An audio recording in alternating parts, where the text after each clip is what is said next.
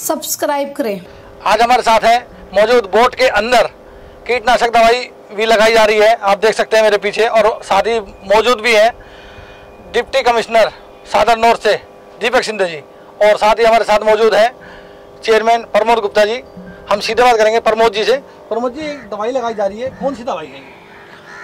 देखिए, अभी dengue malaria का सीज़न स्टार्ट हो गया है और क्षेत्र में वो फैल ना सके, उसे वहीं कंट्रोल किया जाए। तो उसके अंदर हमारे एमएचए साहब ने और हमारे डीएचओ महोदय ने एक बार बैठ के हम लोगों की जॉइंट बैठक हुई। उस बैठक के अंदर तय किया गया कि यमुना का जो किनारा है उसमें कुछ कोनों पर एक जलकूप टाइप के बन जाते हैं जहाँ पर पानी भर जाता है। यमुना के अंदर भी बहुत ज़्यादा गंदगी है, तो ऐसे पॉइंट्स पर डेंगू और मलेरिया के मच्छर उत्पन्न हो सकते हैं और वहाँ पर आने जाने वाले लोगों को और या वहाँ से आगे भी समाज में क्षेत्र में आगे वो रीबिल्ड ना हो और आगे उनको ना बढ़ सके, कोई बीमारी का खतरा ना हो, उस सब की रोकथाम के लिए एक योजना बनाई गई। और बोर्ड के द्वारा एक ये नई पहल की गई है। बोर्ड के द्वारा यमुना के अंदर जाके जो ऐसे पॉइंट्स को ढूंढ कर वहाँ पर हम ये आप देख रहे हैं डी लार्वा मेडिसिन है, इस डी लार्वा मेडिसिन को अपने मशीनों के द्वारा ऐसी जगहों पर डाला जा रहा है। तो इसका जायज़ा भी लिया जा रहा है, ये कितना घातक हो सकता है, कितना व्यापक है, और इसको साथ के साथ इसका ट्रीटमेंट भी किया जा रहा है। डीसी साहब, हम बताएं कि कितना दायरे में आप कितनी दवाई लगाई आज, कितनी दूरी में? जितना भी ईडीएमसी के अंदर बहुत Shahdara south as well as north zone का जितना भी एरिया पड़ता है, जितना भी किनारा यमुना नदी का पड़ता है, उसमें हमने दवाई छिड़की है। यहाँ मतलब अक्षरधाम से लेके सिग्नेचर ब्रिज तक दवाई छिड़की है। आज पहला दिन है, इसके बाद भी हम लोग ठराविक जो अंतराल होता है 15 दिन या जैसी रिक्वायरमेंट है उस हिसाब से यहाँ पे दवाई छिड़कते रहेंगे।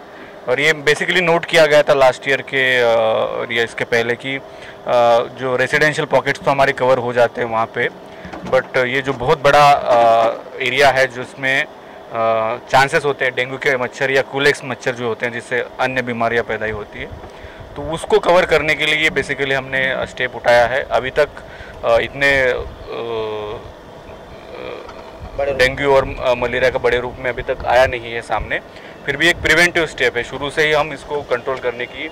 और जो हर पॉसिबल एरिया है जहाँ पे हमें लगता है कि यहाँ से कुछ मच्छर की पैदाइश हो सकती है और ऐसा कुछ बीमारियाँ फैल सकती है, वो हर जगह पे हम स्टेप ले रहे हैं। और सारे एजेंसी को साथ में लेके मतलब बेसिकली बोर्ड भी जो डीएम है, डिजास्टर मैनेजमेंट अथॉरिटी जिनके अंडर है, उनसे हमने बात करके उनसे कोऑर्डिनेट करके मांगी है और उसको समय समय से हम रिव्यू भी करेंगे और उसको बार बार हम करेंगे जब तक हमें लगता है कि पूरी तरह से उसके चांसेस ख़त्म नहीं होंगे।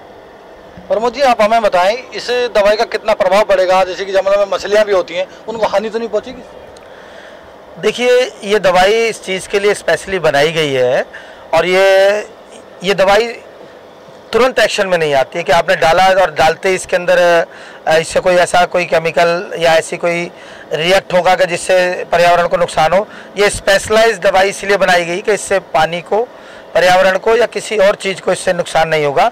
इससे जो भी जो अंडे वगैरह जो मच्छर अपने लार्वा जो पैदा करते हैं, जो छोड़ते हैं, उनको एक तरह से पैरालाइज किया जाता है इसके द्वारा कि वो यहाँ से निकल के बाहर ना जा सके और ऑटोमेटिकली वो इसी के अंदर डंप हो जाएंगे और यहीं पे वो ख़त्म हो जाएंगे। ये इस तरह की स्पेशलाइज्ड प्लांट मेडिसिन है, इससे पर्यावरण को किसी भी प्रकार का नुकसान नहीं है।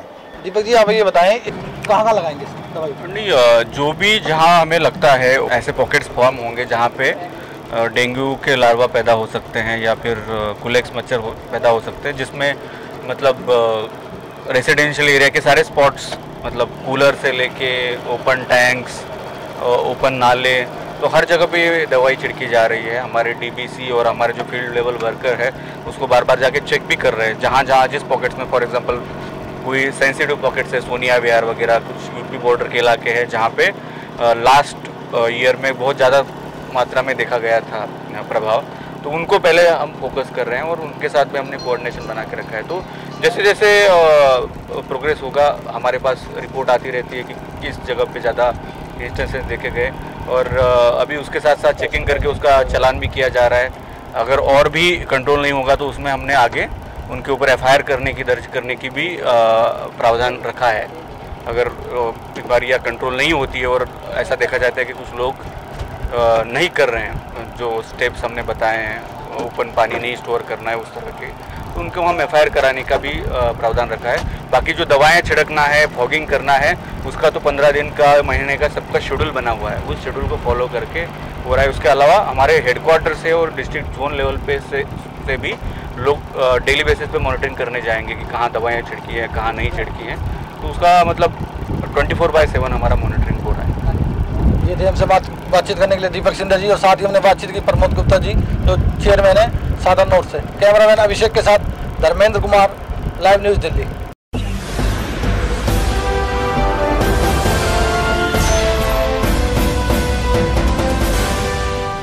सब्सक्राइब करें।